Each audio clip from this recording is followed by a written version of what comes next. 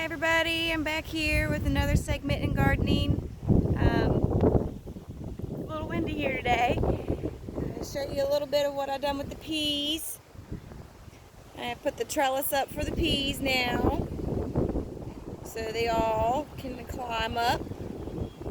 And I thought perhaps I would show you about planting the peas. I'm getting ready to do my second planting of peas, so I'll show you guys a step-by-step since we missed that in the beginning on the first go around. So let me get everything set up and I'll be right back. Okay, so I have my row dug and I'm doing a row on each side of the trellis on the opposite side, you know, where the other rows are. The pea seeds look like this. Your fingers will be a little pink afterwards, but that's okay. And what you're going to do is you're going to drop it in your rows. Ow, that kind of hurt. A couple inches apart. My last go around with the peas, I noticed about 80% came up with these, so I'm kind of going to double up on these.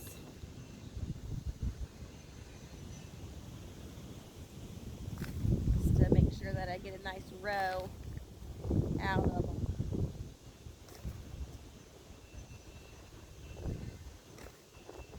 And then once you're done your whole row, you just cover it up with dirt.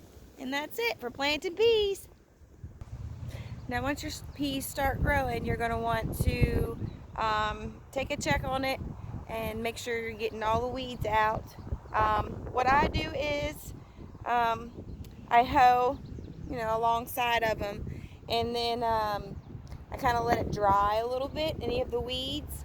And then what I do is I will take any of the dirt and the weeds that are dried up and kind of push it up along against the plants, and that helps the plants actually take the nutrients from the dead weeds.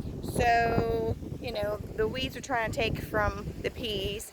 So when you pull them up, you push it up against the plants, any plants really, you can do it with any plants, and then the plants will draw from the nutrients from those weeds. Now here I have the potatoes, red and white. Spent the last 2 days out here playing catch up with the weeds, so I weeded in between all of them. And then as the potato plants grow, you're going to want to pile up dirt around the potato plants. So eventually they will be a big mound, and underneath of that big mound is going to be your potatoes. Up here I already have my holes ready to go. We are going to do some companion planting.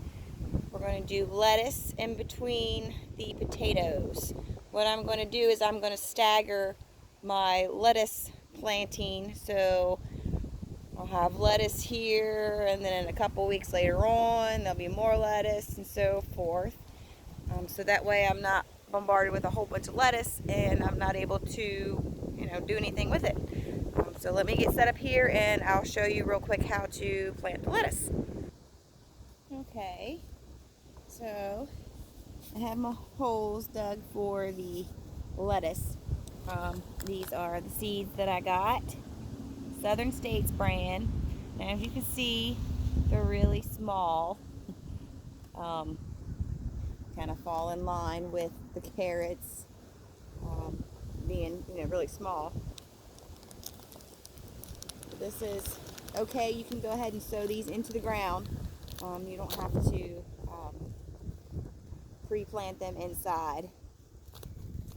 And what I'm going to do is I'm going to open it up over a hole just in case any of them decide to pop out like that one.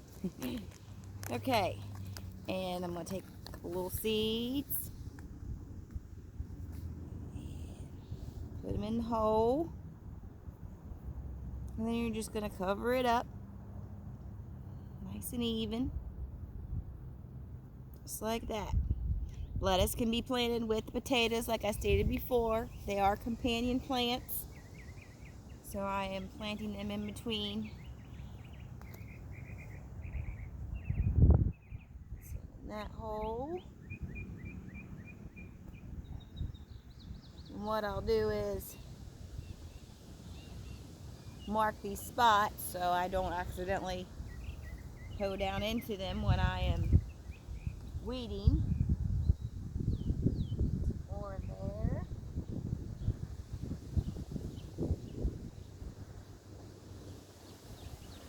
Like so. And then I'll continue on in between the other plants. Okay, so that was showing you a little bit of how to take care of your peas, planting some more, how to take care of potatoes, planting a companion plant for potatoes, which is lettuce. Let's take a walk down here. I did a little weeding in the cabbage patch this morning, and now I'm just waiting for it to kind of dry up some. It was a little clumpy because of the rain. But here is cabbage. There. And what I'll do is I'll go through and I'll rake it up again. And kill any of the remaining weeds that happen to be in there. But the cabbage is looking really good this year. They're getting nice and big. I planted them in a place where, you know, they can handle a good bit of water. A lot of the water will run down the garden into that spot. And then if you caught my other videos where I planted the onions, carrots, and broccoli, we'll check in on them. You can see the broccoli coming up here. The camera. So this right here is broccoli. More broccoli here. It's kind of hard to see the carrots because they blend in with the grass. But then we have our spring onions that we planted, and they're starting to come up right here. So everything is looking good so far. And I guess I could show you the strawberries too. Not much to that. Just keep remembering to come out and check your garden and weed it. Push up any of the old dried up weeds and dirt up against your plants so it helps them grow better and bigger. But here's the strawberries. Got lots of blooms, and those in turn will turn into the strawberries. We've got a few coming on right now anyway. I can see. So yeah, that's it. Oh, and I found a whole bunch of volunteer plants in a row. Here's one of them out here. This guy. And I'm like, what in the world is this thing? So I let him grow, and I figured it out. They're actually going to be sunflowers. So what I will do is transplant them into a different part of the garden. That way, you know, I have sunflowers from last year's seeds that probably got dropped by birds or something, or got dropped when I was harvesting them. But yeah, and then the rest of the garden is tilled up and ready to go for our May planting of corn and green beans and everything else that's really good to eat. So thanks for watching this segment, and I will catch you next time.